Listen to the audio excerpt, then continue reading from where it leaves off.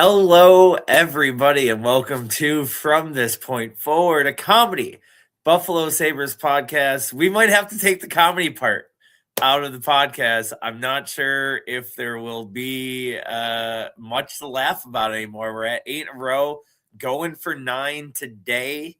We'll watch the game here with you over the next at least second period. Maybe we'll stick around for the third, but a lot of talk about. I got back into the arena.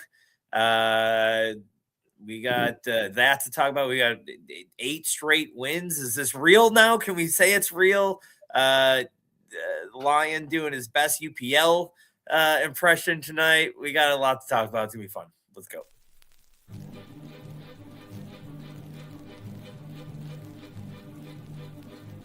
Acknowledge the fact that in one of your favorite movies of all time, you thought the slogan was "Ducks quack forever" instead of "Ducks fly together." No, it's you also think they live in wells. It's the whole theme of the movie, Lou. But he had the duck call. They go quack.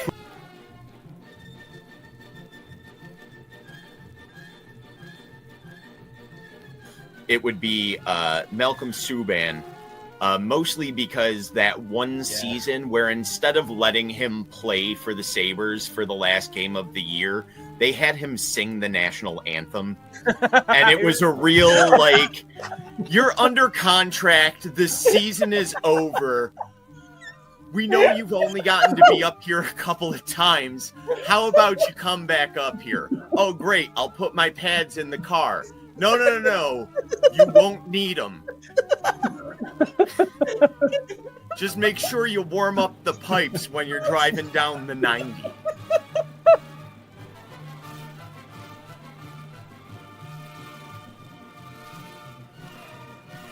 Mitch Marner. You heard it, Mitch. If you want to sign here, you can drill Ryan's mom.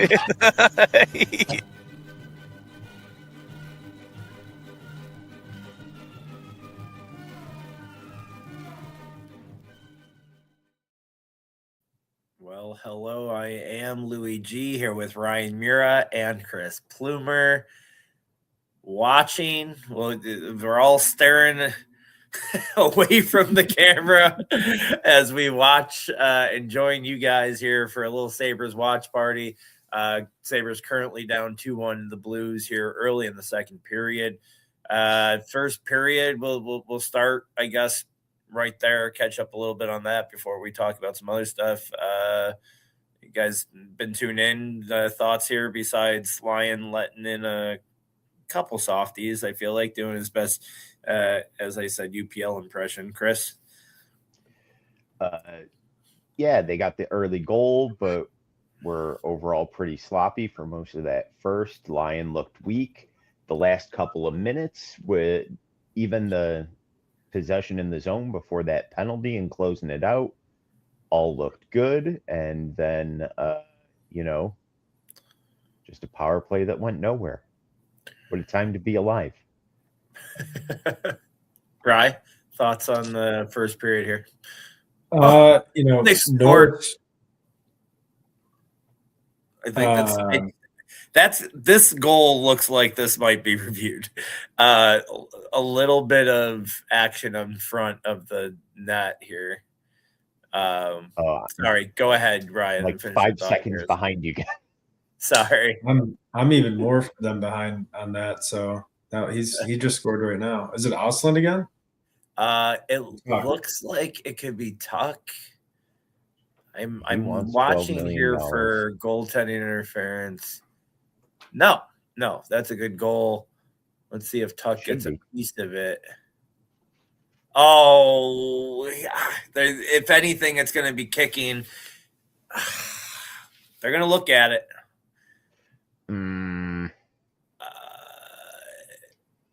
No goal. They called. Sorry, I'm ahead of you here, but they called it no goal pretty quickly. Oh wait, hold on. They're calling it no goal on the ice and reviewing it. So the call on the ice is no goal, but they're on the phone here. Okay. Interesting. Okay. First period thoughts. I think Norris is standing out. I mean, I think it's clear when he's healthy, it's not just it's a legit impact on the lineup. You get Thompson slated where he probably should be. Osland also obviously has been standing out. Again, he's just always in the play. He's always mixing it up, and I don't know. I've just been impressed. They clearly are playing with so much confidence right now, and that's just good to see. So they're on my feed. They're coming out to make the announcement right now. So it looks like you guys already have the answer. But let's see. He's talking. I don't have the volume on, and he does no goal. Oh, terrible! I don't love that call. Man, I just wish. I feel like you should be able to headbutt the puck. I mean, the league is so low on scoring. Well, now it's gotten better, but I mean, what are we doing here? Let's be able to kick it. What if it's the rule is not you're allowed to kick it, but you can't have like in soccer the rule is not to pull out soccer on you guys here, but in soccer the rule is if you have a slide tackle and it's cleats up, that's a foul. But you're allowed to slide tackle. You want them to be able to tell. You want them to give them one more thing they have to interpret. Yeah, let's put another vague rule in there and see what happens.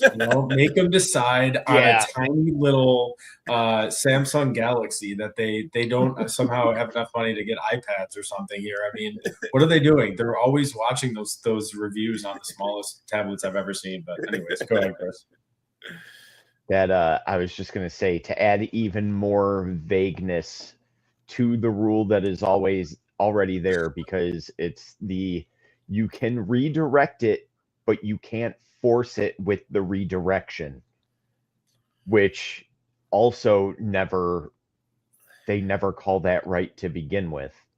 The Hudson Fasching taking us out of the 22-23 playoffs game where he clearly kicked it. And they were like, no, it's fine. He was skating. Yeah. I don't know what a goal is anymore, which is a problem for the league. That to me was not a clear kicking motion. And it's crazy that not only was it so clear to them, they changed the call on the ice and say, hey, that's our call. And then that was the quickest review I've ever seen. And to Ryan's point, they're watching a 3.5-inch screen. And they were done quick. So I don't know. Not to play woe is me all the time with this team, but it does seem like we always know how that call's going. It feels like anytime there's a review in any direction, it feels like they're like 1 for 50 on goal reviews, both for and against them.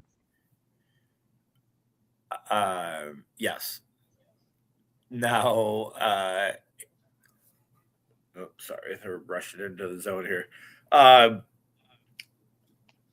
Before we talk about the whole streak and how things are going before it ends here in an hour, until we inevitably mush it into its end. I got back in the arena.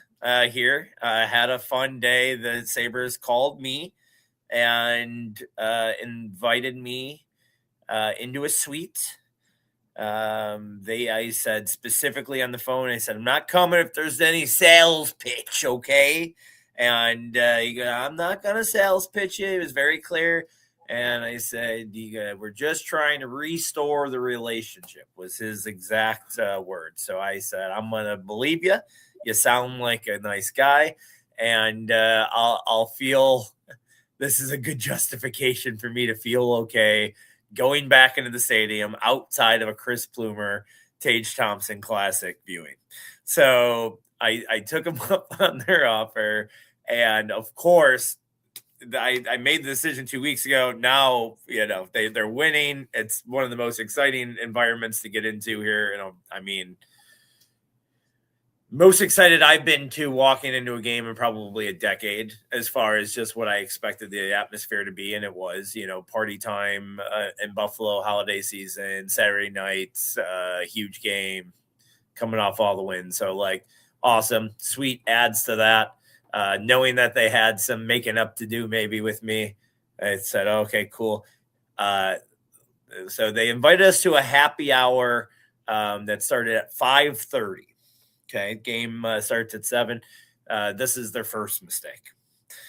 I go, come to the happy hour at 5:30. No, I'm at 716 at 5 o'clock or whatever it is now, Southern Tier, and I said I'm leaving here at 5:22. I'm getting at that happy hour at 5:30 on the dot because the Sabres owe me the whole happy hour. I'm gonna drink as much as I can. We get there. And they only gave me one drink ticket each for the happy hour. So the happy hour is an hour and a half. What are you talking about here? What is going on? This is not a happy hour. This is we fooled you to come in an hour and a half early so we'll give you the free one, and then we're gonna charge you. So you know what I did? Went to go see Black Betty. Told her about the clip that went viral. She's now a podcast listener. Hi, Black Rock Betty.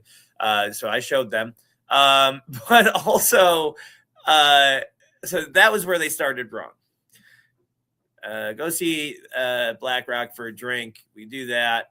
And then now we go into the suite. Everything's fine. Pizza logs, pizza, wings. But the setup, they got the setup. No liquor, only beer. I don't want to be, hard nosed, but I'm just trying to share with the experience. But now the guy is definitely understanding my hard ass. I will give him that. Whatever I told him over the phone, don't even try to give me the speech. He was not giving me anything. He did not care to try to coerce me at all. He was like, I gave you my word. He wasn't even talking to me, and to a point where halfway through the game was like, I just want the spiel. I was upset that no one was giving me the spiel. I want to buy tickets now. Somebody come talk to me. And so I went over to talk to him. And, now I'm telling him, about he goes, oh, the article, blah, blah, yeah. I go, yeah. And it's not just I was like, I don't know if you read it, but it's not just about some random guy giving up tickets. It was, 30 years of me and my dad here and blah, blah, blah, and this and that. And just not you can just see, just not even, bro, you told me you're not here. I got other people here. They want tickets. Just didn't care. To the point where I was like, oh, man, I get none of the spiel. And he's like, oh, yeah, cool. And then I get an email today saying, wait, I got to read it because it's so great. Because I give him, I'm sitting here trying to give him the spiel and trying to, work him over with all this stuff. And his email is, hey, thanks again for joining us the game. It was really cool and nice talking to you. It was really cool to hear about the article you wrote. And I was like, you didn't listen to a word I said, man. This is the worst. So then I got Karen-y and I clarified and I was like, hey, man, I don't know if you misunderstood me, but it wasn't, but I didn't write it. I don't know. Have you ever heard of Matthew Thurber, New York Times, dude? Have you ever seen did you see the viralness of this thing? And I linked the article. But so now I honestly hope that for all of our sake that this is a bit this guy is gonna, and then he's gonna email you back after you've provided a citation to this article and be like, oh yeah, I've heard about that basement blogging site, The Athletic, I've heard about that. Well, no, it gets better.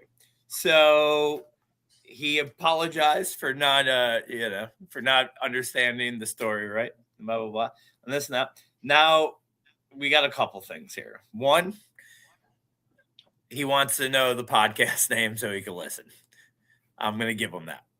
I'm gonna let him have it, right? Like I don't give him Dwayne's podcast, or I don't give him Matt was on here last night. I don't give him that one. I give him the real one, right? I give him this podcast. I let him listen before making any decisions. Is that I got to be true to ourselves, right? That's trying to get me banned from the arena now. I see. Trying to get me taken Hey, off of my season tickets. I'm bringing you down with me, brother. I'm gonna give him the real podcast. But this is the real question I need your help with, and we gotta talk throughout the podcast. And both of you know how dangerous this question is that he asked me. But he goes, rather than me guessing, I'd like to better understand what you feel would make an offer or experience feel meaningfully different, whether that's access, recognition, flexibility, or something else entirely. You know, I want the recognition, but where do I rank these things? What do I ask for specifically? I feel like I know you guys are going to just say something stupid like a Tage Thompson Parm or one of the beer things, but let's get stupid here. What do you think I'm entitled to here to ask? Ryan, start.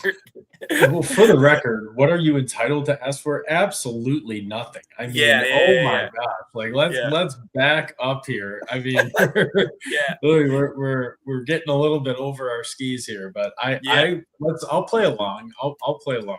All right. So, what can you reasonably ask for? You know what I would aim for? This would be like my ultimate request that is reasonably within the realm of possibility. So I heard one time, I think it was Jeremy White talking on the radio about the 1 year he got to sit in on the trade deadline day and just observe. And like he wasn't allowed to take any of the information out or anything like that.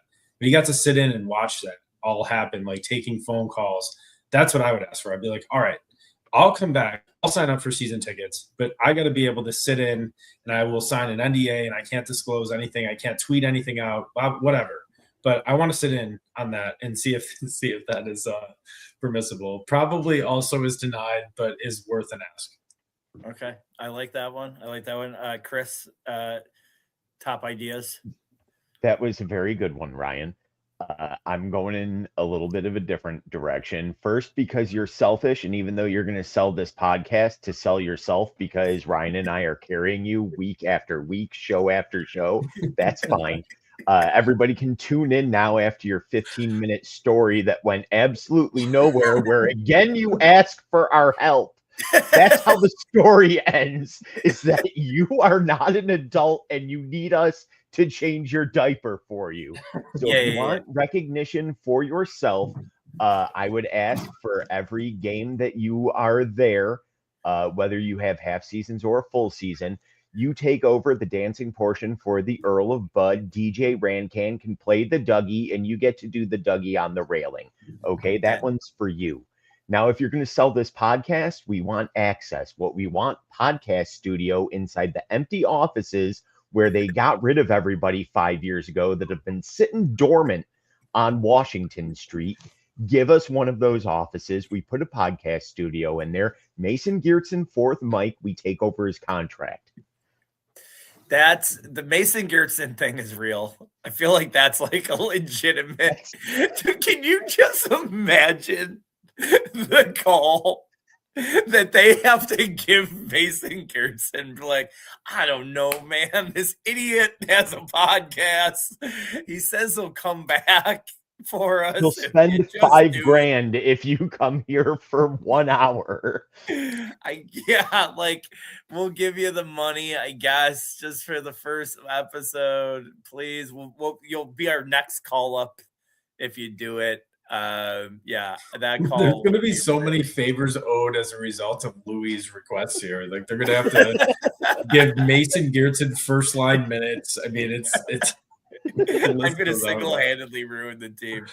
I like both of your things. I even think that both of them are.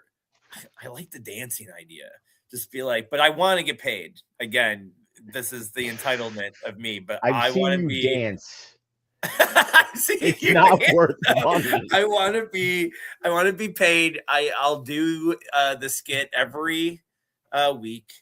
I do want to be paid. No, I don't even need to be paid. Free ticket, and I'll get up and I'll be the Bud of Earl or Earl of Bud or whatever, and that's it. Or the Twister guy. Are you guys? You guys are neither of you are probably older enough to remember the Twister, who was in the odd. I don't think he ever made it over to the arena, but he would do the twist, and he wore the same jersey for like 30 years.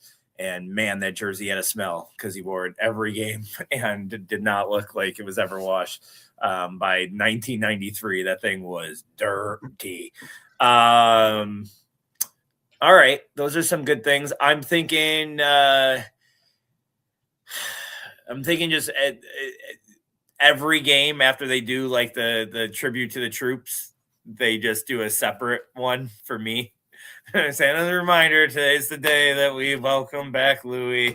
But they can do it in that voice. It's fine. Like they can get mad about it after like the third or fourth game. Just a reminder, yeah, Louis back. Thanks. And we're just I just stand up every time people are booing me by the third game. No, Louis, you should insist that they do it at the end of the cheering for the actual hero so that you get some residual cheers, little leftover cheers. That's it, like right after. And as a reminder, Louis is here. They'll announce your 2 tours of duty at Devlin's Deuce from 2004 to 2008. For sure. 1999 JV hockey MVP. MVP, baby. He remembers. I gave him that stat the other day. That's stat. I don't think it's a stat. I was with it. I was with a date the other day at the game, and I said, "You want some hockey trivia?" And she's like, "I won't know this." And I go, "Can you name the 2001 St. Joe's JV MVP?" Yeah, that's me. I got a hat that says it. That's what I won. That was my award. I don't even think they gave me a trophy. I think they gave me a hat that said MVP. I don't think I have an actual trophy that said MVP. And then they kicked me out of the school 3 months later. So I guess they don't respect their stars at St. Joe's. It was a hat that just said MVP, but it was for the movie Most Valuable Primate.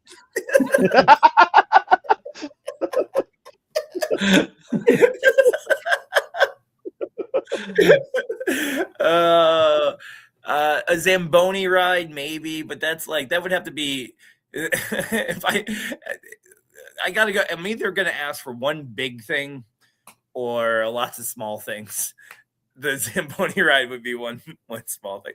Like, could you imagine if I just did like a rider, like a list of things? I must have a cotton candy delivered to my seat for free at the 5-minute mark of every first period. You have like a Macaulay Culkin style Sunday order, like like chocolate syrup and how many M&Ms you have to have in there. Oh, that's good. For sure. Well, I will work on that. I did not answer him back yet tonight. I wanted to run it by, but yeah, definitely podcast stuff too. Like all the players have to subscribe. Off-season accessibility. This is a funny question. If I was like, you got to get me one player on the current roster, and I'll sign in for regular pricing, just one player on the current roster, you got to have them come do a whole hour podcast. Who do you think they would ask? Probably somebody like Benson. They'd ask one of the kids. One of the kids. They wouldn't ask an adult. No. They wouldn't ask somebody in a leadership role. No. They wouldn't. No. That's why Mason Geertsen is probably the realistic get for that. Keep it open to Rochester Americans too, if they're part of the Sabres organization, because we're leaning more that way. Yeah. We are a minor league podcast right now too. That's funny. Well, as long as we have this emblem, we're a minor league podcast. So ask him for permission to use the actual Sabres logo. That's it. That could be probably the most attainable ask. That could be one of the things I want, the real emblem trademark to be allowed. All right, well, let's get back to what we've seen. Not so much here. I mean, they're out shooting them 17-11 here. Just not much offense. All right, before we go into the 8 games, let's talk about this. I really don't know how to do this. I know I may have made some jokes via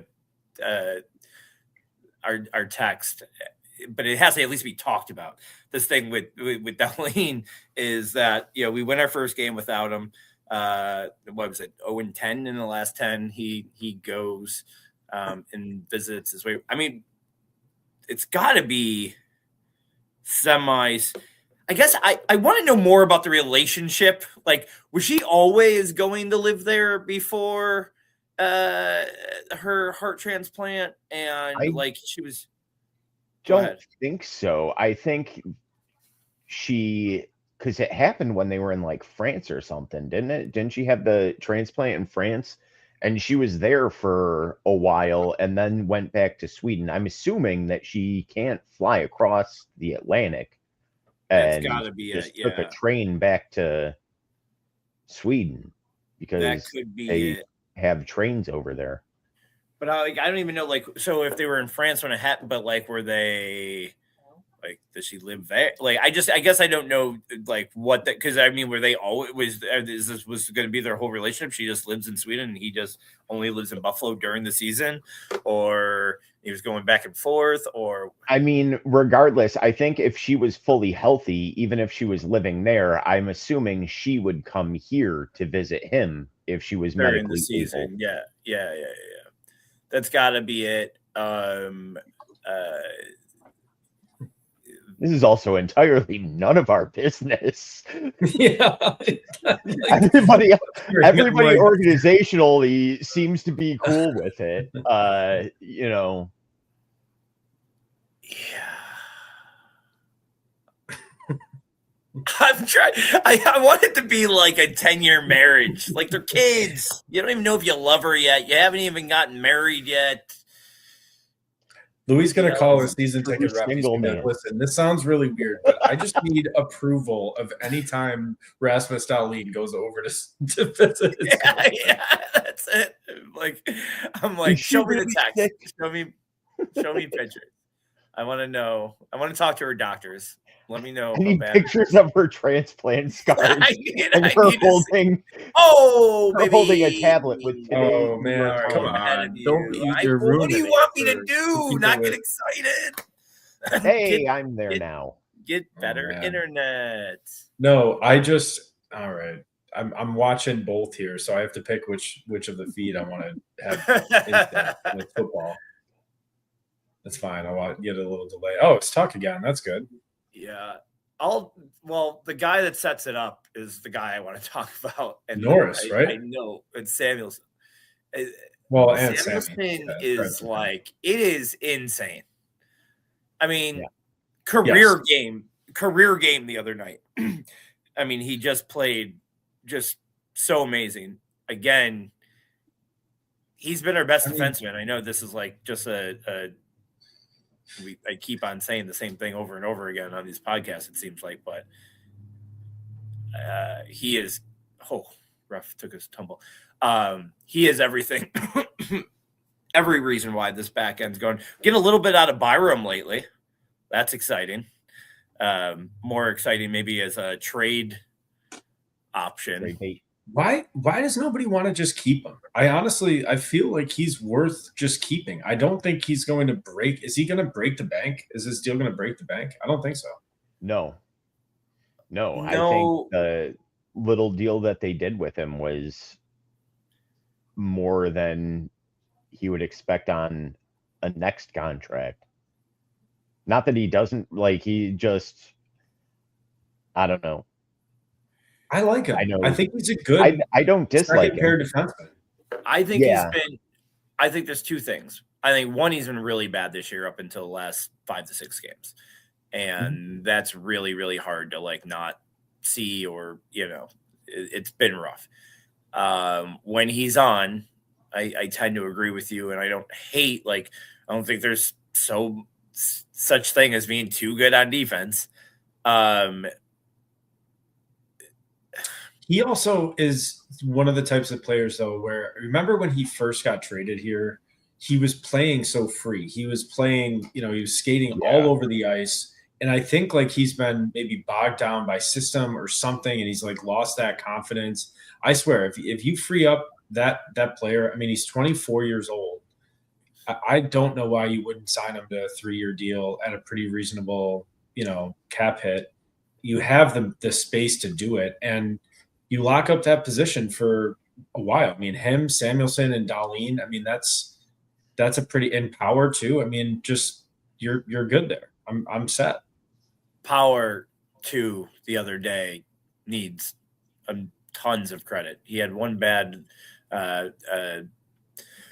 giveaway that didn't hurt him, but I mean, his game the other day was one of his better ones. If not the best of the season, one of the better ones he's had in a Sabres uniform. He played great, and that was probably that.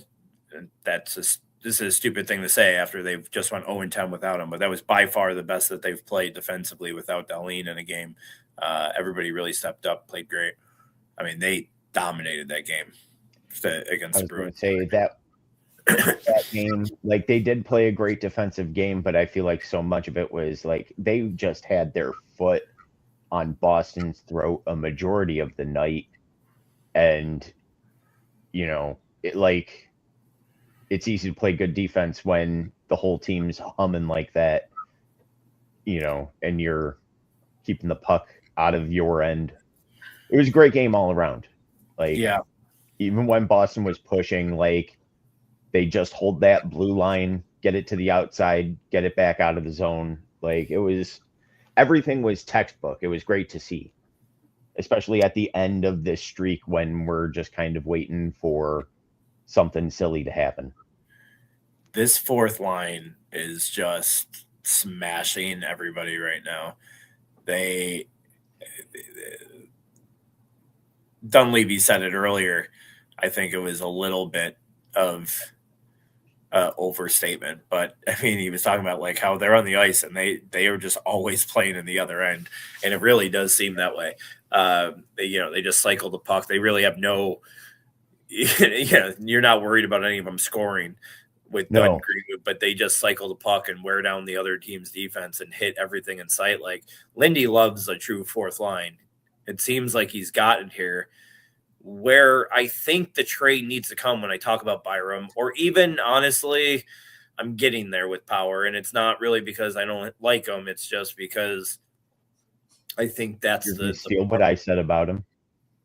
Well, it's the part of the position that, or it is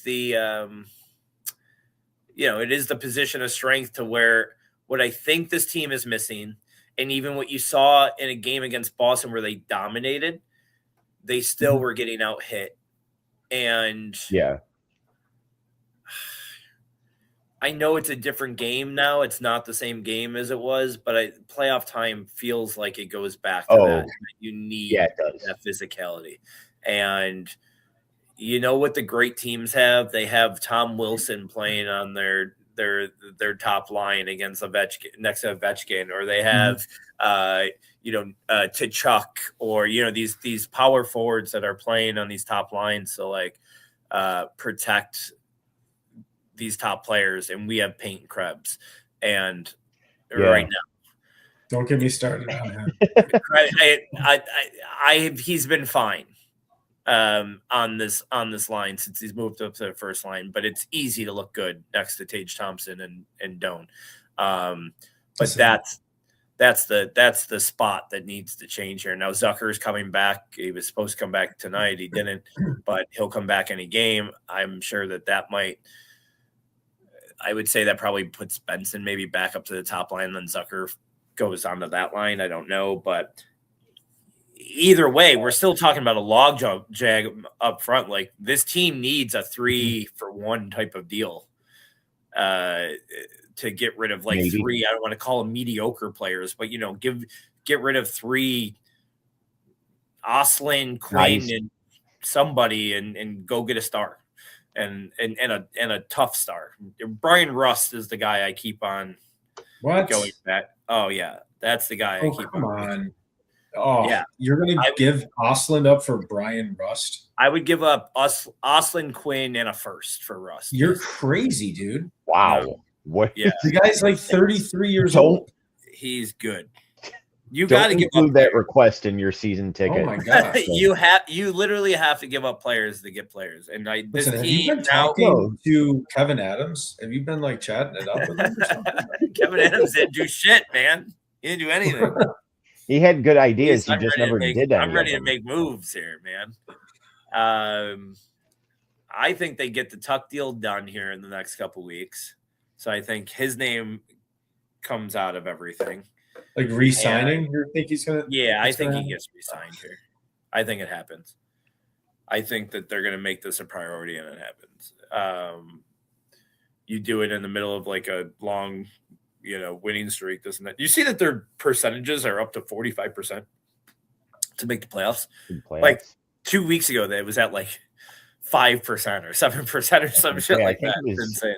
I think it was single digits. Yeah. They're up to 45%, and we're rolling here. But that's what this team needs. I mean, at the end of the day, you could keep this, but then you're going to say the same thing, aren't you? Like, isn't the whole fan base going to be like, he's not doing anything? I mean, at the end of the day, nothing has changed since the new GM got here. Let's not. Yeah. Well, no, I think stuff is going to happen eventually. It's. I think this winning streak saved Lindy Ruff's job. I think he was gone last week. Yeah. And now I think it's let him ride out the season, or if things go awry before that. But I think he's the guy here till the end of the season. And I don't think we're going to see that like president of hockey operations like we thought we might see. It seems like Jarmo's taken pretty much charge here. He's also got like 2 legitimate assistants to him. I'm assuming he's friends with them, but he's not only friends with them. They're like real executives in the league. Well, that's my thought process. It's like bringing those guys in. Like now there's like a team, and it yeah. I didn't see the Falcons were winning 21-0. Sorry. I know this isn't a football podcast, but whoa. Yeah, now there's like a legit team that feels like that they are pretty strong there as far as and I don't think that they need anybody overseeing that aspect.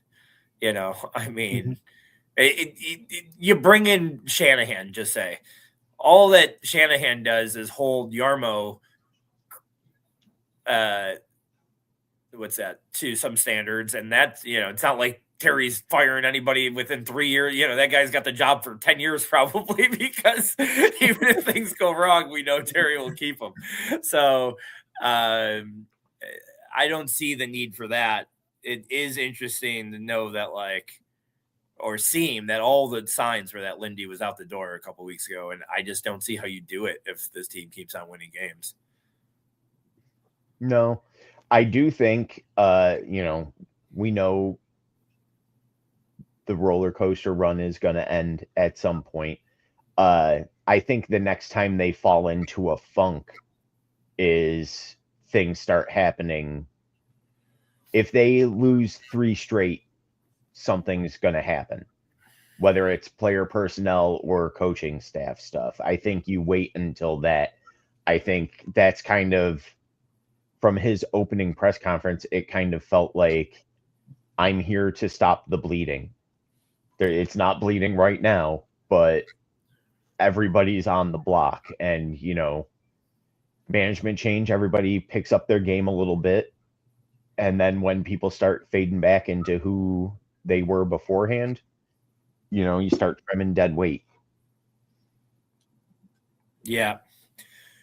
Rye, any thoughts? Yeah, I mean, listen, I think the vibe shift has been pretty evident. Um,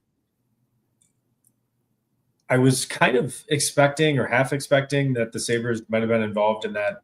Was it Chinakov or whatever the trade Penguins just made? But Yeah. it seemed Yeah. like the price. Everyone thought the price was a little high there, or paid was pretty high. I don't know enough about the player, but who knows?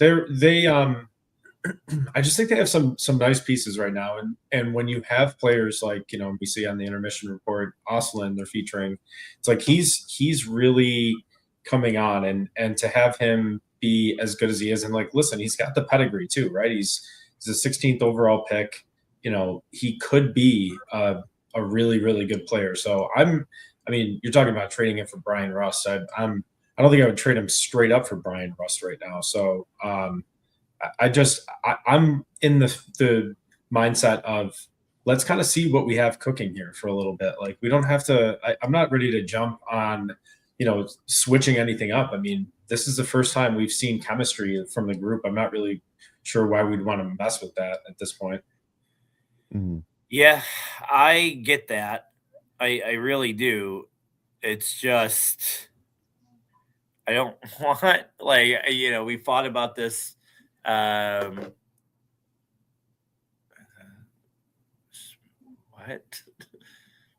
Someone just asked, "What's our take on Schmelik not making the Sabres All-Star game?" I feel like That's great. I love it. Let's talk about that. That's a great question. I feel like that is. I feel like that's a troll, possibly. I don't know.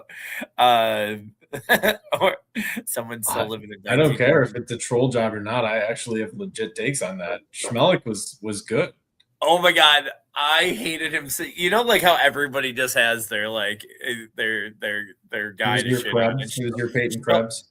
Yes, and Schmelik, not really. It was Bodger. Doug Bodger was my first one. Schmelik, I feel like, was everyone's. I had these two guys behind me for years that my dad used to call them Rum and Coke, the two guys, because they drank so much. That was like their nicknames. I thought it was the funniest thing ever. But they would, it's Allie Brady. That's who it is. Mike Lewis. And they would scream out, "You suck, Dickie!" They're just every fucking 5 minutes. I thought they were the funniest people in the world. Dickie, you suck. Yeah, Richard. Yeah. I mean, he was better than Mike Wilson. You got to admit, he was. Yeah, I was a big Mike Wilson guy. I have a Mike Wilson jersey. I thought he was going to be a monster, man. I mean, he was technically a monster. 6'6", 170 pounds, soaking wet. He was a big, tall drink of water, that Mike Wilson. But never hit anybody. But he ended Pat LaFontaine's career. He was the one that hit him going across when Purely LaFontaine by was with accident. the Rangers, and Wilson was with the Penguins, and I remember the play. LaFontaine was crossing the ice, and Wilson must have just hit him by mistake because he never hit anybody ever in his career, and ended up ending his career with the last concussion. But yeah, Schmelik, I mean, for years was this is the question, like a Belichick Brady question. Who's better? Who was better? Was Schmelik good because he played with Zhitnik for 10 years? And I mean, you want to talk about lines never switching. I mean, Zhitnik was really good. He could not, for the life of him, get a shot to hit the net. I mean, he hit more glass on a power play than I've never seen it. But it was a running joke back then. But no, he was a good player. He was really good. There was people in the oranges that would duck when he took a shot. And I'm telling you, it was the running joke, but it was just like he would shoot, and like before the nets, behind the net, I'm joking with the oranges, but the blues and the reds had to be on their toes. He's from the Czech Republic, right? He played with Hasek on that Olympic team. I'm pretty sure. Was he? Yes, I'm pretty sure he did. I think so. Yeah, I think he won gold with Hasek that year. Schmelik did 100%. Schmelik did? I thought it was won with Hasek. Zhitnik played against them in the championship game for Russia. Schmelik was on the Czech team, and with Hasek and won, and Zhitnik was on the Russian team. And in that championship game, I mean, I'm 14 years old, right? That was 98 Nagano. I'm telling you, I never watched anything still to this day as intently as I watched those Olympics. I was up at 3:00 in the morning watching those games, and I'll never forget the championship game. Zhitnik smoked Yager, like open ice, like beautiful hit. That game was great. If I remember right, it went to a shootout or overtime. I forgot how they ended. I think it was shootout. Richard Schmelik is a gold medalist, so you can go tell Rum and Coke to argue with a wall. Gold medals. I went to the airport back in the days before it was cool to go to the airport, and back in the days where you could actually go up to the gate. We went up to the gate and welcomed Hasek and Schmelik off the plane. There was maybe 150, 200 people there. And we went through security, the whole thing, and everybody. That was back in the day when you could go right up to the gate. And there's like a little news thing on it somewhere. I need to find that. If they you follow Dom Hasek straight to the bar? Right to the bar. Talking about following him to the bar, there was you know how they used to do the Sabres Carnival every year? There was a Sabres Carnival back then that he didn't show up to because it was the day after he got the DWI, whatever year that was when he got a D-dub midseason. Didn't even get suspended. When sports were sports, Yeah, listen, nobody got these guys hurt. Have personal lives. I mean, let a man have a hobby here. Yeah, man. Could you imagine that era Dominic Hasek with the power of social media today? At 3:00 in the morning at Market Bar on the east side. I was going to say, still at 40 Thieves, just 40 Thieves just doing hashy he'd still be drinking in those dive Eastern European bars over there. No, I think it would still be at 40 Thieves, but they would have called it 39 Thieves at that point. That's so corny. It's so good. Oh, man. It's so funny where I was like, I just need to avoid a huge game in football, and Bijan's just breaking records or whatever he's doing today. I'm like, oh, that's cool. At least Puka's not doing anything.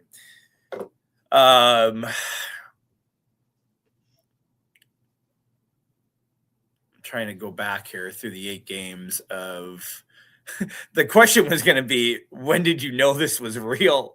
But maybe the question should be, do you think it's real still? Like, do you still, at this point, do you think it's real?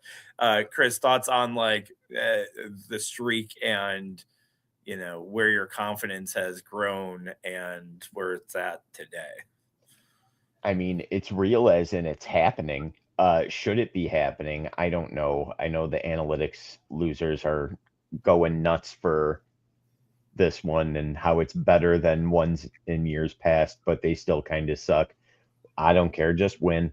I want to say the big milestone was probably like the 5th one in a row where it was like, this can turn into a real run now at this game. And it just felt like a perfect Sabres time to just not show up.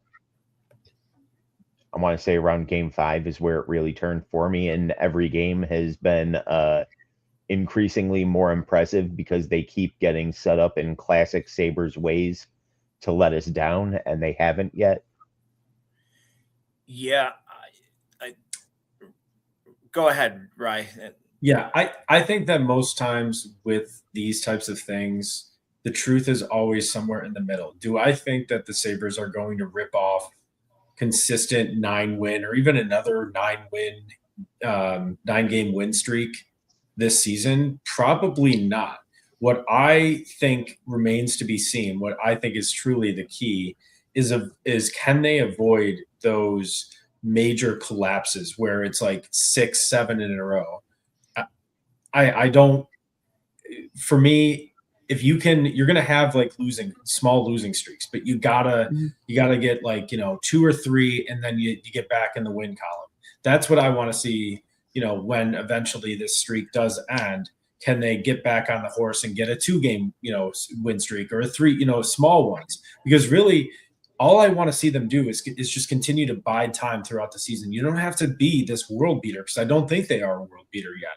I just want to see them maintain and not, implode and collapse. And so if they can show me signs after this win streak, that's when I'll start really thinking that this is different and this is sustainable. One thing that I keep on, like, again, besides my shilling of Samuelson and Mason Gertston, another thing I continuously have said this year is just there's been consistent effort. I mean, there might be 4 games, 5 games at most this year where you're like, man, that was a stinker. They didn't show up today. Like, they've shown up most games. And through this whole 10-game thing or 9-game thing, whatever this is, this whole winning streak, there hasn't been a game where like, oh, they stole that one.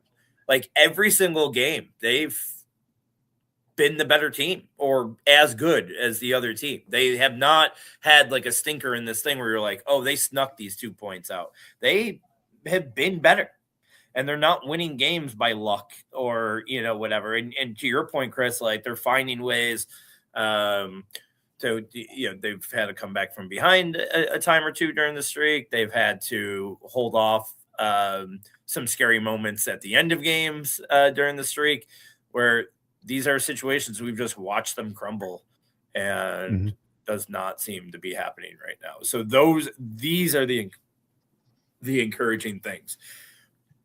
The parts that I want to change are just things that aren't going to happen with this roster. And that's like a little bit more physicality, a little bit more sticking up for their teammates and things like that we still, there's been a couple times here the last couple of days. What was the Boston game? There was UPL got run over, and somebody, kind of addressed it, but they just went and like, don't do that. and then it was over. Like, it's still not, people aren't being held accountable, even by like this fourth line, who's quote unquote like a good checking line. None of those guys are really going and throwing gloves or going after guys. So that's really where I keep on saying, like, give me that somewhere on this team, and I'll get real excited. Yeah, I don't know. To me, the key to their winning has not really been physicality or being, tough. It's playing a possession style game and finishing. I mean, the puck is moving really well. It's like you're looking at some of these goals, and it's not just, it's not perfect, but they're making good plays. The power play looks like it has some life again. I don't know. I'm impressed by some of the signs that I see from the team, and it does feel. I will say this, and you can clip this if I'm really wrong and look like an idiot again, but it does feel a little bit different this time as to not it, just being very thin margins, right? I think it feels like this could be something that you could replicate, for the remainder of the season. They have a core group of guys. They of course have to stay healthy. More, Norris has to stay healthy. He's a big part of this now. But with the stepping up of Samuelson and not even really fully tapping into the potential of somebody like Josh Stone, who again I continue to think shows really, really good signs, especially if he can get off a line with Peyton Krebs. I mean, man, you really will see that guy take off. if he learns how to finish, he's gonna be great. But like that's usually a thing you don't learn. I will say that's usually a thing that like I called Max Afenagenoff Christian Yamaguchi with a hockey stick for years. Like I mean, you usually don't. That's not a thing you really learn is softer hands or being a better finisher. But he creates chances and. But to your point, that's why I don't love a Krebs on the line with him because it's like those are two guys that have trouble finishing. Oh yeah, let's go. Mm. No, I'm ahead. Now you're ahead. I must have missed something. We scored. Benson, baby, let's go. All right. I'm just starting the third period. I'm at 18:30 of the third period. What is going on right now? So I switched because I was getting made fun of. I switched over to my FiOS connection super fast here. So you can't be. Are you watching the right game? Because I still haven't even seen anything like. That's crazy. No, it's Quinn actually. No, it was Benson out of the air. He picked it out of the air. Here we go. I got there. I had to reset my Fubo app and update it during that intermission. So yeah. I have a feeling, I'm seeing it that I'm behind. Although I am still way behind. Well, it's good. You're gonna like what you see. I'll tell you that. Well, anytime my Carney boy Zach Benson gets a goal. All right, now it's bear down. I know it's 18 minutes left of the period. I don't think you can bear down for that long, but just.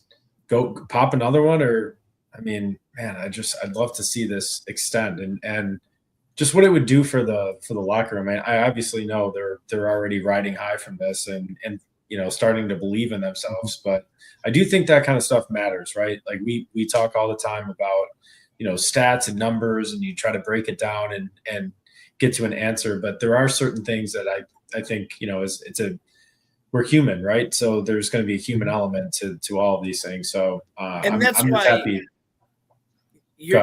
I'm sorry, no, because I think that's a great point, and that's why like when I say nothing's changed since the GM has got fired, obviously something really big has changed too. I mean, so I want to say nothing with the team has changed, but I think you're right. I think that we are human and they're human, and I just think. Vibes are high, and that move excited them and got them on this little thing that maybe it pushed through where they would have maybe had a game that was a stinker along the way, and now they're just again, I hate saying vibe so much, but they're vibing. I mean, if you want to think about how nothing has changed, but the attitude of the team has changed, like you fired the guy who said that anyone who signs here is a rube, essentially. Yeah. Like, how can you believe in yourself when the guy who hired you for the job thinks you're dumb for taking the deal? Can I just do a little foreshadowing here? Sure. Because this is pretty crazy. Did you email your stuff to the guy already and he's getting No, I have not.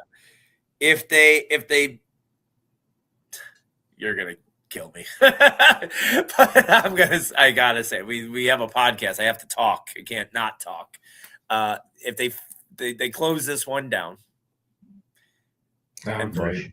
Yeah, I know. I'm just saying, I know it's done. The game's over now. But if they did, and found a way to beat Dallas would be 10 on New Year's Eve, and that would be tough. Tough game than one of the better teams. That'd be fun in Dallas. Like that will be a great test to get to 10. Mm-hmm. After Dallas, Columbus, Vancouver, Rangers. I mean, we're talking 13 in a row, baby. St. Louis is about to score any second. So, yeah. I mean, just Ryan, I know you're ahead. Just let us know when that happens. Because literally after you said that, they got like a pretty decent chance where Lyon made a nice shoulder save. So I thought for sure that was going in. But no. In the NHL, I feel like looking at opponents like that and chalking up wins, that's like the biggest mistake you can make. At any night, any team could lose to any other team. Like there's just sometimes no rhyme or reason to this stuff. Maybe again, this is just best ball Ryan coming out where, you question your existence when you don't win all 5 of your final best ball teams. But, just generally speaking, there's a lot of luck involved in all this. So I want to just keep seeing the good signs. I know I feel like I keep saying those types of things, but that's what I want to see. I want to see the stuff that you would expect to see in February and March, and like can they consistently look like a team that's put together, right? I mean, it's such a low bar to clear, but for so many years, these past couple of years, it's just not a legitimate hockey team, and they're just out there. They're giving up weak goals. Their net front presence is terrible, and they're kind of seems to be eliminating some of those mistakes. And whether that's coaching, whether that's leadership, whether that's just, maturing or the right combination of guys. Oh, wow. That was really close. I'm just, that's exciting. And so hopefully they can keep that up. Do you, oh shit. No, I lost my train of thought. I had a question about a specific player. Nope, I lost it. Yeah, sorry. I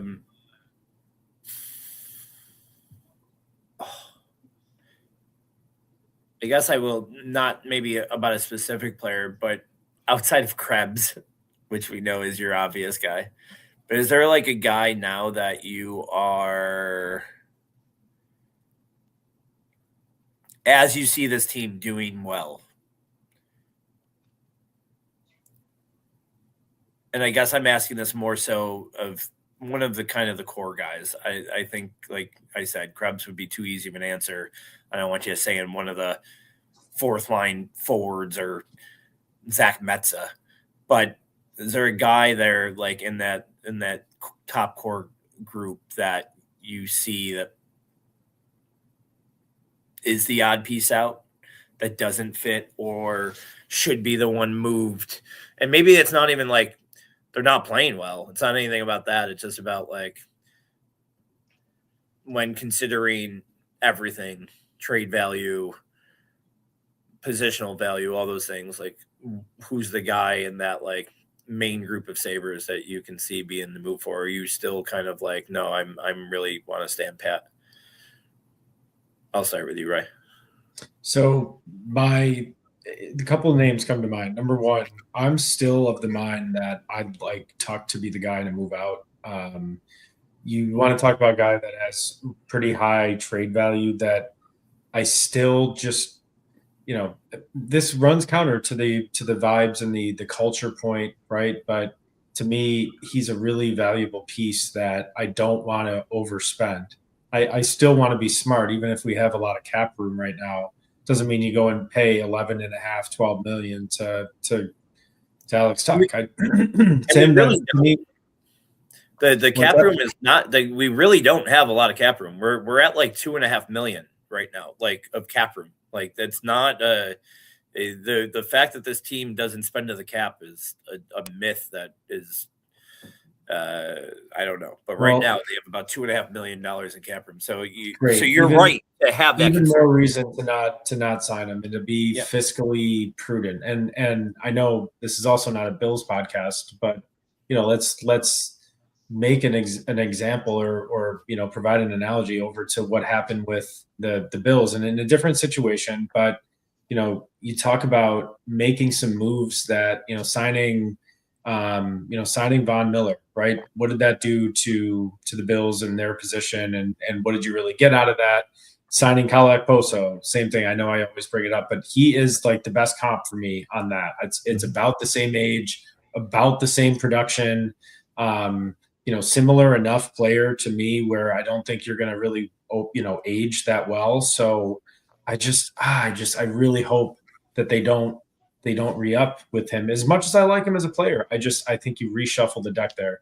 Other than him, if you want to get crazy, I would entertain a deal for Thompson. Let's get Connor McDavid over here. I swear to God, I don't think that Edmonton is like completely writing off this idea anymore. They're gonna have another. If they continue to flounder and like not do well, they're gonna have some like really tough decisions. And Wayne Gretzky got traded, so can Connor McDavid. Mm-hmm. I think it's an off-season move. I also the same pushback that I have about the Tuck deal is it will continue is just that this team cannot make a non-hockey trade right now, and you can't make a hockey trade with Tuck right now because all right. Here's my counterpoint to that. You just made a deal in the offseason with a very incompetent general manager that looks decent and is a hockey trade of, kind of similar, could be comparable. I mean, Peterka was a hockey trade. You got Kesselring and Doan. I know that it's a 2-for-1 and the pieces maybe were valued a little bit differently, but why not something like that where you have a younger guy who is up and coming, maybe a little, I would love to think of names right now. I probably could run through and try to get some, but my whole thing is that just no one's buying Tuck unless they're a contender, and they wouldn't be giving up pieces that would help them contend. Where's Montreal right now? In the standings? Yeah. or geographically. No, well, I know where they're generally. Always been let's go straight north. Yeah, just north of Albany. Montreal is third in the Atlantic, 46 points. Okay. So they could be a buyer, right?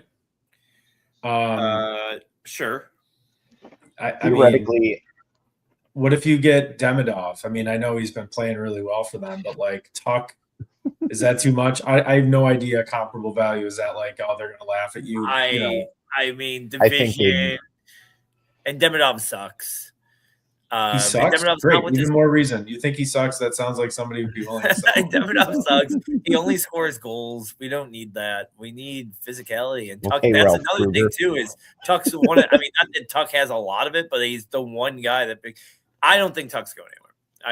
Whatever, but I don't. know. You asked what they should do, and that's what my answer is. What they should do. I agree. I don't think that they're going to trade him. I will tell you. I'll say that again. I doubt it happens. But if it were up to me, he would be the first guy I would try to gauge interest on. And yes, I would try to trade him for Demidov if I couldn't get McDavid in some kind of combo package. Chris, thoughts on that question? Outside of trying to trade I get it with the Tuck thing. I don't disagree. And I know you're saying the hockey trade to a contender. If you got a team that's not a contender that's willing to make a move and try to sign Tuck, I say let him do it. I don't care about sending him to wherever. Try to get a deal done. But I think it feels kind of like Quinn is getting closer and closer to not being in this lineup. The more Oslin plays with confidence, Roseanne was great when he was up here, small sample size, but still it feels like if you've got other guys who are coming in and filling that role, he's in that mid-6 region that is where the logjam is on this team right now. It feels like that's the kind of guy that a team still thinks is salvageable, and you could couch it with other prospects or draft picks to try and get yourself, somebody with a little more higher end. Yeah, I like Quinn as an idea. He's been playing great, but also use that example, use that run to add to his value, and see what we can get from him. But he's playing a significantly better game lately. But like earlier in the season, he had that same thing that he had for most of the start of last season, where it was just, I don't know if it's the yips or what it is, but he was, wide open looks and the puck is just rolling over the back of his blade and all of that kind of shit. And kind of the same situation that Cousins felt himself in, where it was just like, overthinking the game. Oh, man, He's streaky though, isn't he? He's always going to be streaky. Yes. He's always and I think that's okay though. I kind of like the idea of just, riding the highs with him. And then, obviously too, he's still young. I also think they really like him. What they did this offseason, moving Paterka, I think signaled a lot of what they thought about Quinn and his development. And that probably also came from not only Appert, but then Leone as well, having coached him. So like, I just wonder if there's really more fruit to come, with somebody like Quinn. But you're right, he probably is of the guys that are in that age range and that tier of player. I think he's probably the top of the list of the ones that you could or should move. So there are some interesting names, but I also could see this team just saying, listen, if anything, we're going to do like an auxiliary piece to just add depth, bolster depth, so we don't get in a situation where, defensively we're struggling with, we have Darlene missing for whatever reasons, personal reasons, and then, Sammy's hurt or somebody else. So like we get another second pair defenseman that we could, play on the third pair when everyone's healthy. So I wouldn't be surprised if it's just one of those moves. And then just kind of maintaining status quo. And to be honest with you, I don't know if I could really blame Yarmo for doing that when he gets in, unless he had an idea before going in, like, all right, no, these are the ones I'm going to try to trim, and here's what we're going to do. So, I tend to think that players meeting with leadership meeting that he had was straight up like, hey, who needs to leave? And I wonder if they gave any names at that point, or if they said, I think this team's good, just needed a different vibe here, or if they did give some names, then things just started going good, and so everybody's sticking around right now. But we Krebs must have dirt on everybody. I can't imagine if this were Survivor, I'd be like, oh, Krebs, he's voted off the island. And he's like, not only that, but he's somehow in the first line. Like, it's just all insane. As Doan draws a penalty here with 10 minutes left in the third, I think we will call it here. Any last thoughts, Chris, on this game? I just hope your title that the Sabres are back didn't mush us for the conclusion of this game.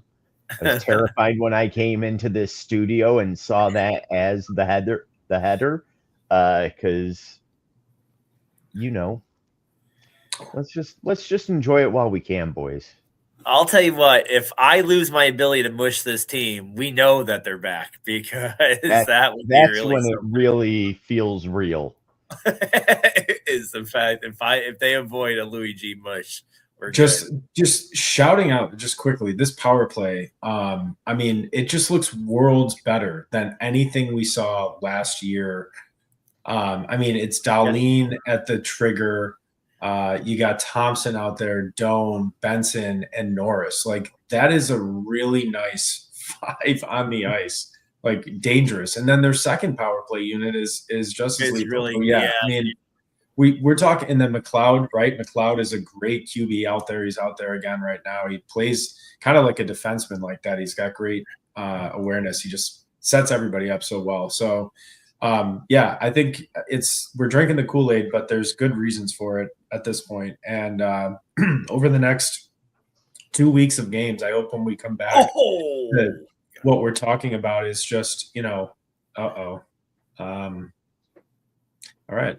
So I hope what we're talking about is just like, 500 or better between these next 2 weeks is all I really want. And we'll see if they can get there.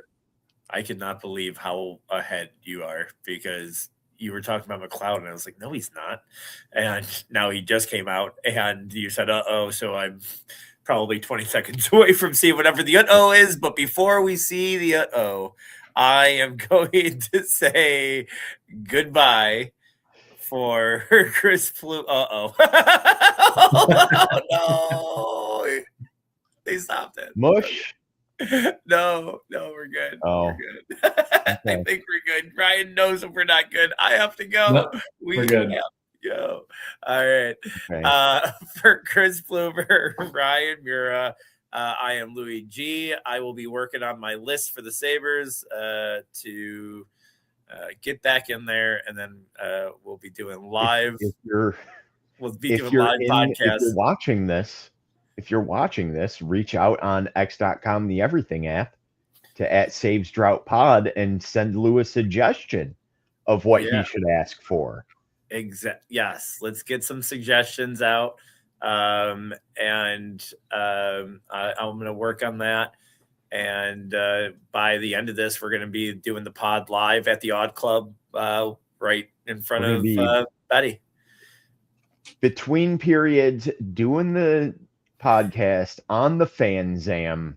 Louis doing the Dougie. I've fallen off the wagon and have 6 beer sabers in my hand. And Ryan is trying to fight Peyton Krebs from the Fanzam. Sounds Make like it happen, Derek, in ticket sales. I will have a fear every time I get a text in the next 12 minutes. It's you guys saying that I mushed us because you're ahead of me, but hopefully not. Go Sabres. Let's go for 9 in a row, and we'll be back in a couple weeks. Oh no, I'm so far behind. I just got there. Oh man. Have a good night, everybody.